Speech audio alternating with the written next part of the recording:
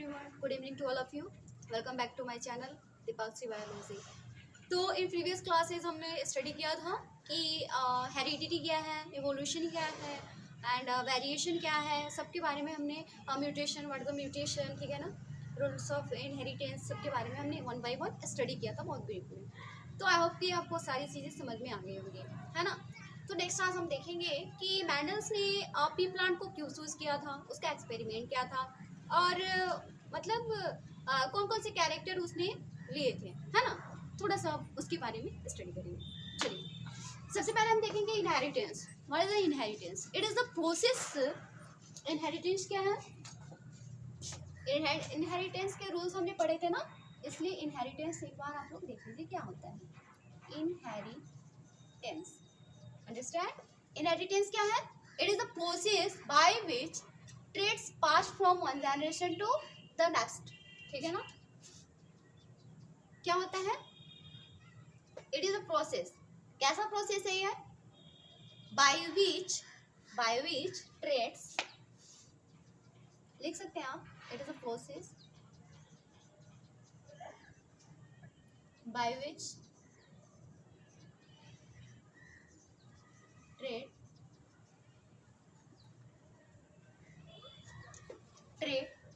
passed from one generation to from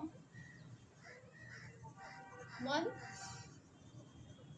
हाँ हट जा रही हूँ, देखिए, one generation to the next generation.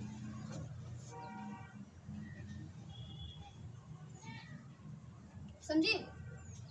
चलिए देखिए, ठीक है ना। हमने देख लिया कि इनहेरिटेंस क्या है। इनहेरिटेंस क्या है? It is a process by which traits pass from one generation to the next generation, ठीक है ना।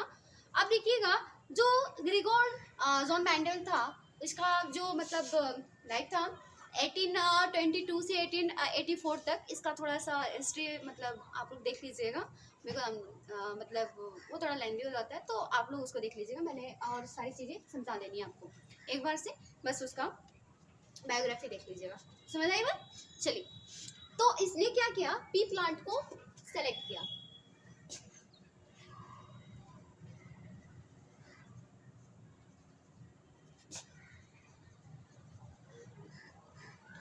ठीक है ना, ग्रिगोर जॉन मेंडल ने, ठीक है, 1822 से, देखिए 1822 से 1884, ठीक है। इसने किसको सिलेक्ट किया था? कौन से प्लांट को सिलेक्ट किया था? पी प्लांट को। पी प्लांट को। इसका बोटेनिकल नेम क्या है?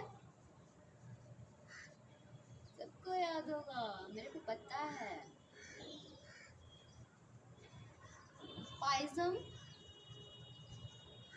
सैटिवम, ठीक है ना। इसका बोटेनिकल नेम है। अब बात आती है कि जो मेंडल था वो उसने पी प्लांट को ही क्यों चूज किया था, ठीक है। क्यों चूज किया था? बताइए। अपने एक्सपेरिमेंट के लिए उसने पी प्लांट को क्यों चूज किया था? सबसे पहला रीजन तो ये है कि इसका जो लाइफ स्पेन होता है, वो बहुत ही शॉर्ट होता है, पहला रीजन, ठीक है ना। दूसरा क्या हो सकता है बताइए, क्यों चूज किया था? फर्टिलाइजेशन जो इसका होता है, इसका जो फर्टिलाइजेशन होता है, सॉरी एक सेकेंड,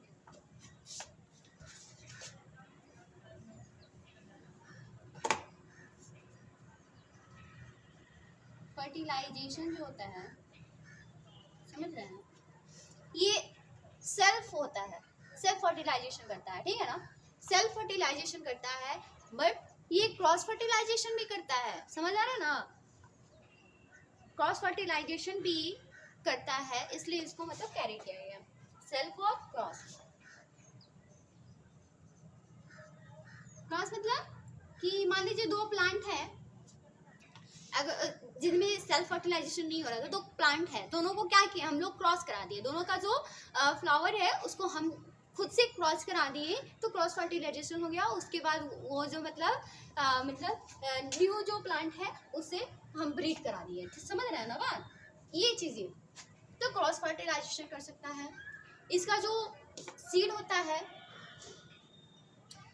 सीड जो होता है उसका मतलब जो सीड होता है बहुत ही लार्ज नंबर में होता है, मतलब बहुत ज़्यादा होता है, एक बार में लार्ज नंबर ऑफ सीड्स हो सकता है, ठीक है ना। तो ये सारे रीजंस हैं इसके पी प्लांट एक्सपेरिमेंट में पी को चूज करने का, ठीक है ना। अब हम बात करते हैं कि मेंडल्स ने कौन कौन से कैरेक्टर लिए थे, इसको हम भी डिस्कस कर देते हैं।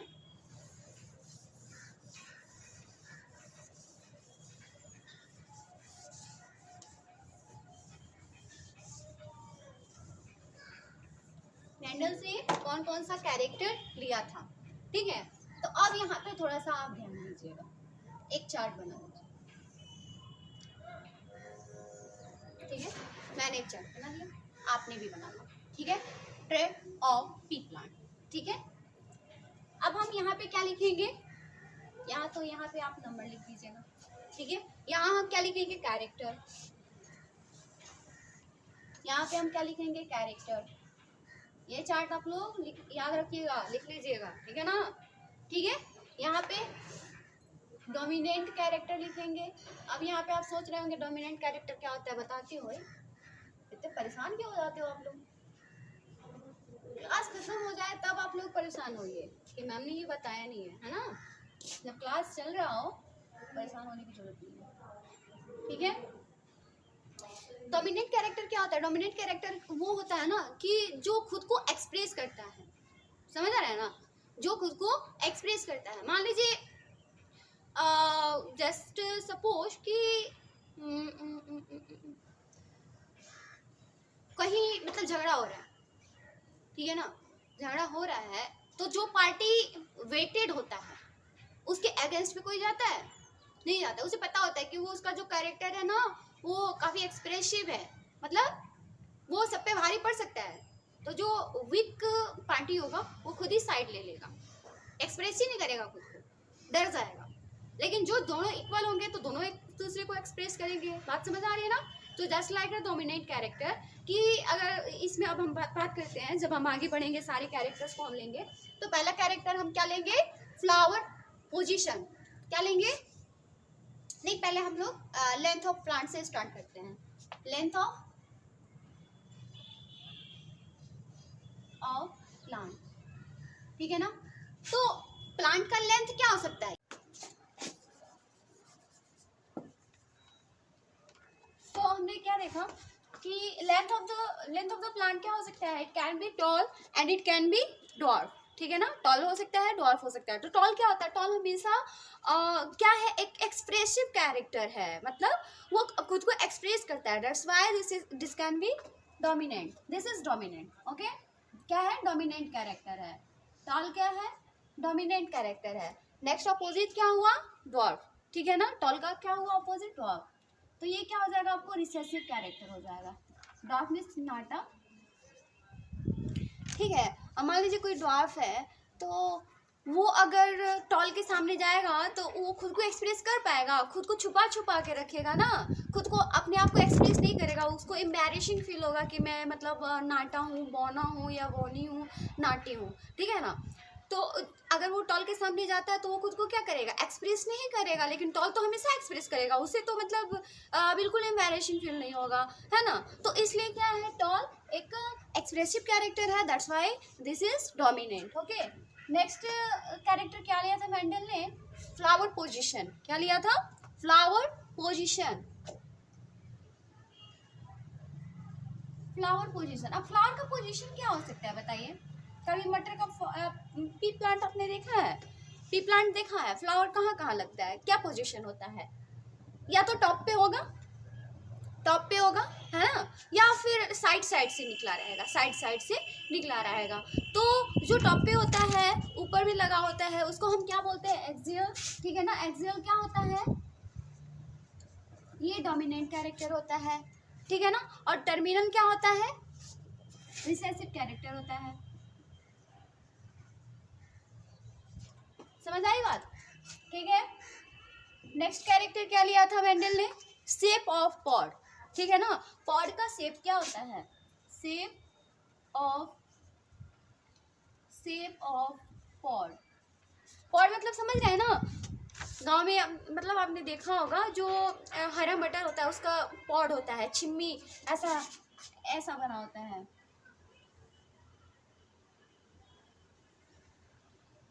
ऐसा पॉड टाइप बना होता है, तो ये क्या है, पॉड, ठीक है ना, इसी को बोलते हैं। तो पॉड का जो शेप होता है वो बता रहा है। तो अब ये मान लीजिए कि ये ऐसा हो गया, तो ये क्या हो गया, आपको पॉड का शेप जो हो गया वो कैसा हो गया, इन्फ्लेटेड। लेकिन अगर वही थोड़ा सा ऐसे ऐसे करके रहेगा तो ये क्या हो जाएगा, कंस्ट्रिक्टेड, मतलब सिकुड़ा हुआ, ठीक है ना। तो ये पोजीशन इसका पॉड का शेप हो गया। समझ आ रही है बात, क्या बताना चाह रही हूँ, ठीक है। तो ये क्या हो जाएगा, डोमिनेंट कैरेक्टर क्या होगा इसका, इन्फ्लेटेड होगा। डोमिनेंट कैरेक्टर क्या होगा, इन्फ्लेटेड, लिखते चलिए, ठीक है ना।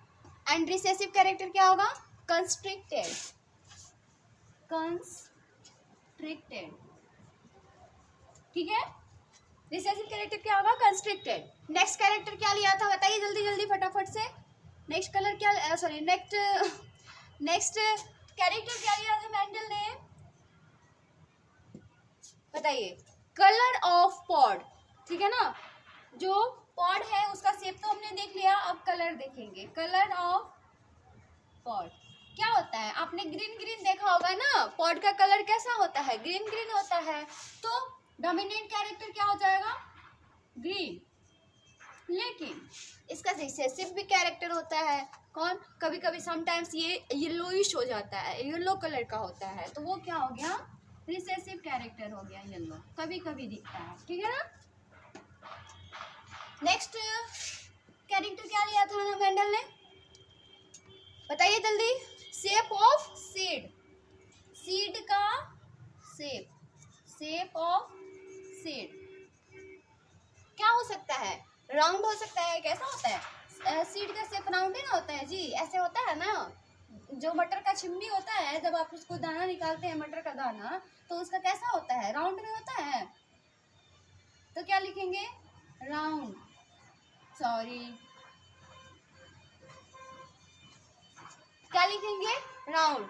डोमिनेंट कैरेक्टर क्या होगा, राउंड। बट कभी कभी क्या देखिएगा, उसका जो होता है ना ऐसा शेप हो जाता है, इसको क्या बोलते हैं, रिंकल्ड समटाइम्स होता है, इसलिए ये रिसेसिव कैरेक्टर है, ठीक है, रिंकल्ड, ठीक है, क्या होता है, रिंकल्ड, ठीक है ना। नेक्स्ट कैरेक्टर क्या बताया था मेंडल ने, colour of cotyledon, colour of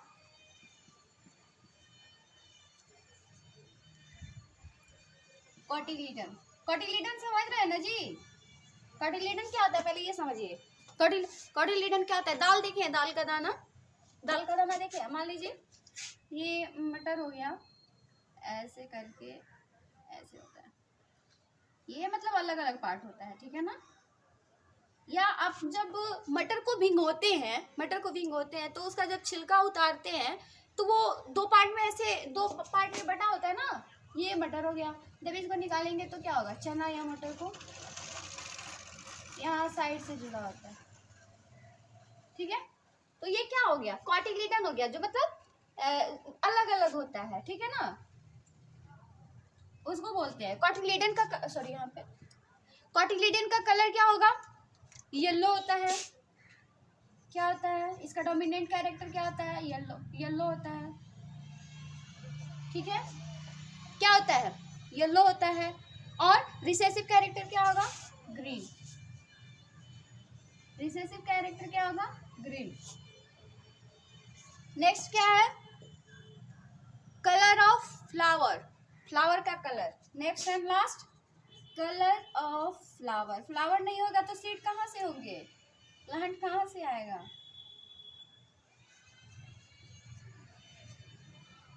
understand. Flower का कलर क्या होगा, वायोलेट, वायोलेट, ठीक है ना। डोमिनेंट कैरेक्टर क्या होता है इसका, वायोलेट होता है। और रिसेसिव क्या होता है, वाइट, ठीक है ना, रिसेसिव क्या होता है, वाइट। बात समझ में आ गई, इसको जल्दी से स्क्रीनशॉट लीजिए, ठीक है ना, और उसको अपना नोट डाउन करते रहिएगा या फिर पॉज करके देखते रहिएगा। स्क्रीनशॉट लीजिए, आगे बढ़ते हैं, ठीक है। चलिए इरेज करो इसको। इरेज करने के बाद हम लोग कुछ टर्म्स है जो इस चैप्टर में आने वाले हैं बीच बीच में, समझ रहे हैं ना। एक बार हम उस टर्म्स को रिपीट मतलब कि रिपीट क्या करेंगे, एक एक बार मतलब उस पर ध्यान देंगे, ठीक है ना। उसके बाद फिर से हम आगे कंटिन्यू करेंगे, क्योंकि बीच बीच में जब वो टर्म्स आते हैं तो आपको पता ही नहीं होता है कि यार ये होता क्या है ना। फिर आप उस समय पूछोगे कि मैम ये क्या होता है। तो इससे पहले आप ये सवाल करो, क्या आपके मन में ये सवाल बने उसको आप लोग क्लियर कर लेंगे कि टर्म ये सारे जितने भी टर्म्स हैं, ठीक है ना। कुछ इंपॉर्टेंट टर्म्स हैं उसको हम लोग डिस्कस करेंगे फटाफट से, है ना। उसके बाद तब हम लोग नेक्स्ट क्लास में स्टडी करेंगे किसके बारे में, मोनोहाइब्रिड क्रॉस के बारे में, ठीक है ना। ठीक है, आगे बढ़ते हैं। इसके पहले आप लोग अगर अभी तक वीडियो देख रहे हैं और स्टडी कर रहे हैं, आप लोगों को समझ में आ रहा है तो प्लीज़ इसे लाइक कर दीजिए, और नए लोग हैं तो इसको प्लीज़ सब्सक्राइब कर लीजिए, ठीक है। चलिए आगे बढ़ते हैं। तो हम लोग कुछ इंपॉर्टेंट टर्म्स को देखेंगे।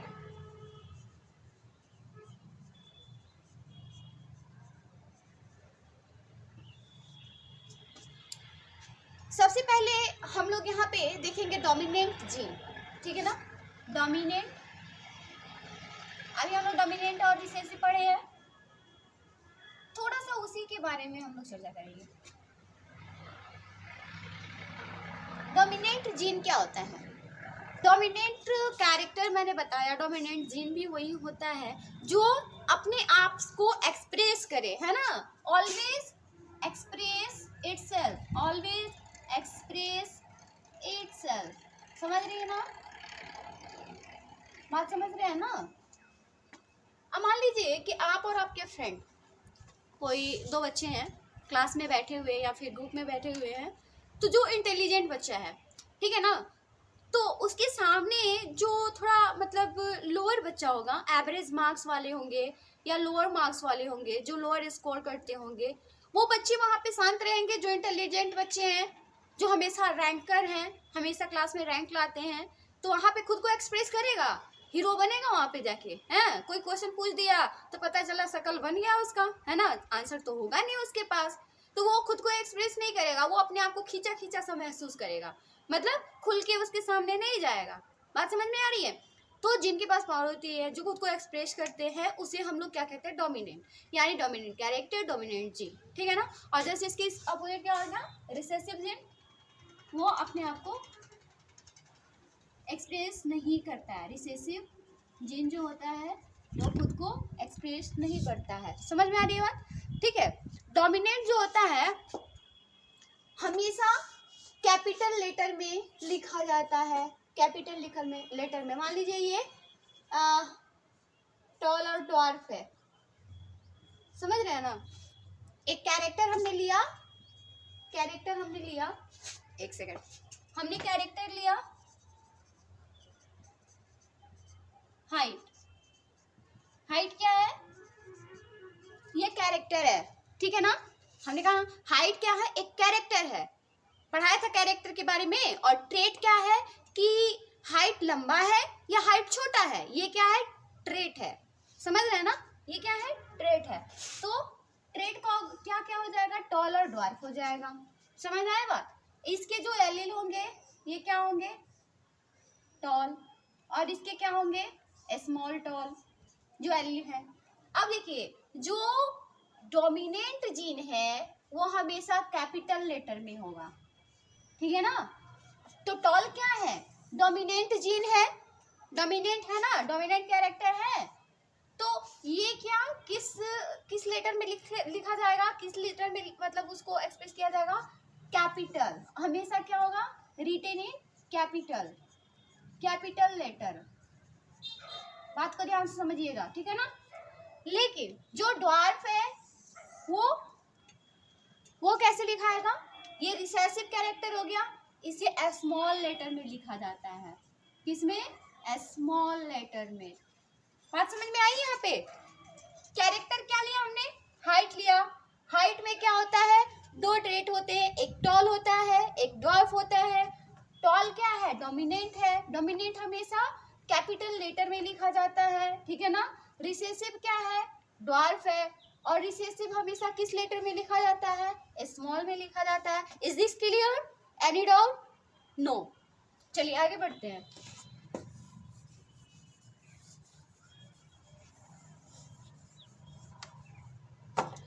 नेक्स्ट देखेंगे हम लोग। अब देखिए इसमें जो है जब हमने टर्न लिया था, मान लीजिए कि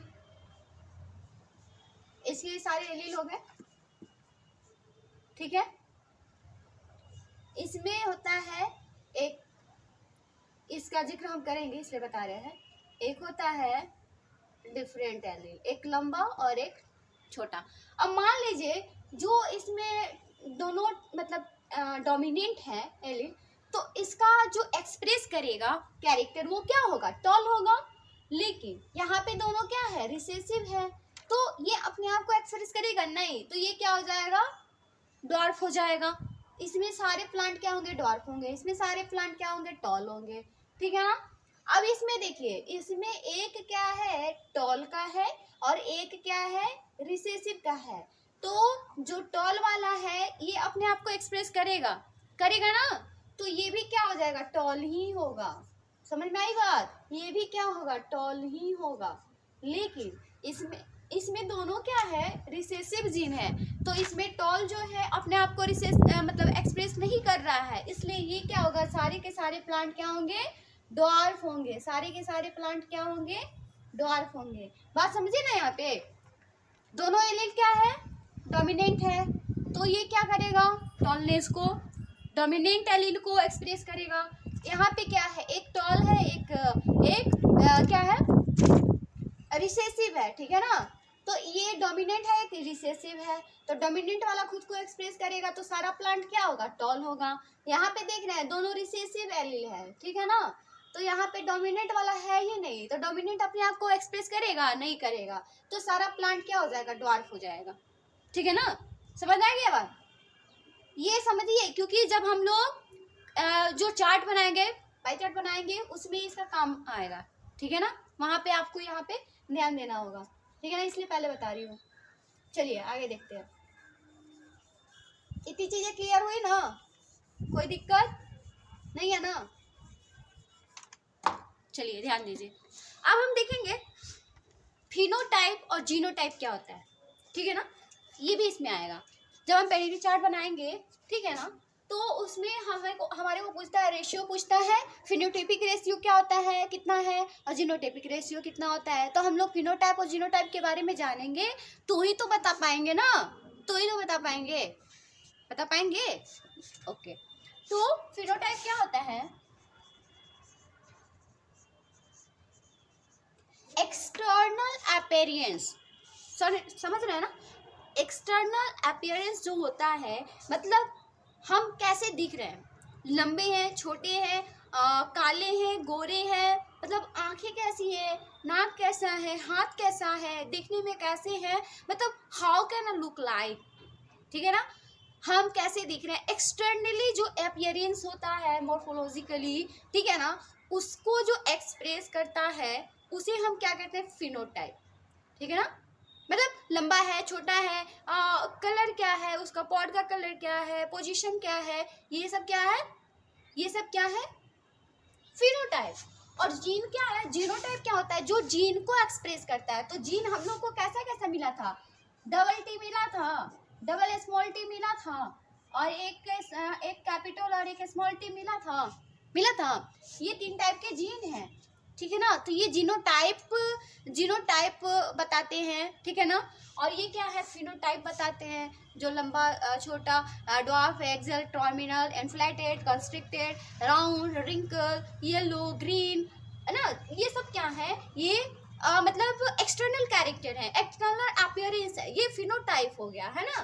तो समझ आई बात कि फिनोटाइप क्या होता है और जीनोटाइप क्या होता है? एक्सटर्नल अपीयरेंस, देखिए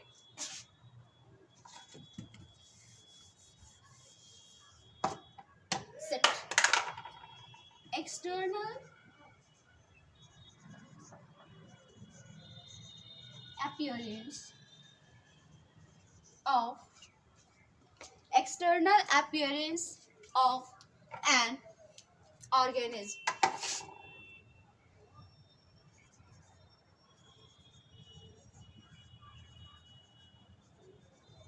समझे? नेक्स्ट जीनोटाइप लिखिए। जीनोटाइप लिखिए। जेनेटिक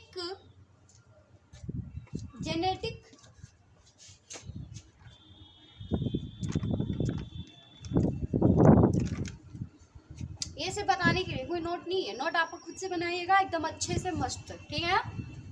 लिख के पूरा हर चीज़ उसमें मेंशन करके, ये आपको समझने के लिए मैं बता रही हूँ छोटी छोटी पॉइंट, ताकि आपको समझ में आ जाए, है ना?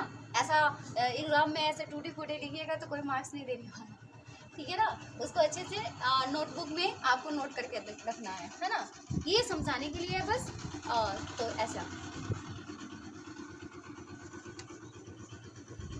लिखिए। जेनेटिक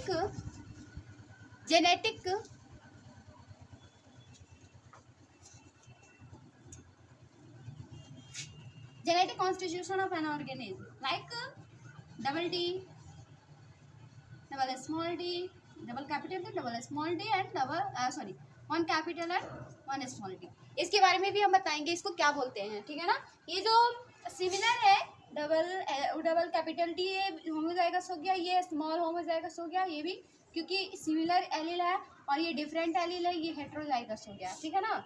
तो जब मतलब सिमिलर एलील होते हैं उसको हम लोग होमोजाइगस कहते हैं, और डिफरेंट एलील होते हैं उसको हम लोग हेटेरोजाइगस कहते हैं। समझ आ रही है ना बात? इसके आगे हम लोग इसके बारे में डिस्कस करेंगे। चलिए अब हम एक चीज़ और देखेंगे इसमें जो आप लोग को मिलने वाला है, ठीक है? इसको हटाते हैं, ठीक है? इसको हटाते हैं। आगे आप देखिएगा जैसे कि पेरेंट P1 जनरेशन होता है ना? F1 जनरेशन होता है, F2 जनरेशन हो गया। आपने सुना होगा या फिर इस चैप्टर में पढ़ा होगा, जो आपके पल्ले नहीं पढ़ा होगा तो उसको हम थोड़ा क्लियर करते हैं। P1 जनरेशन, ठीक है? ये क्या होते हैं? पेरेंट होते हैं, ठीक है ना?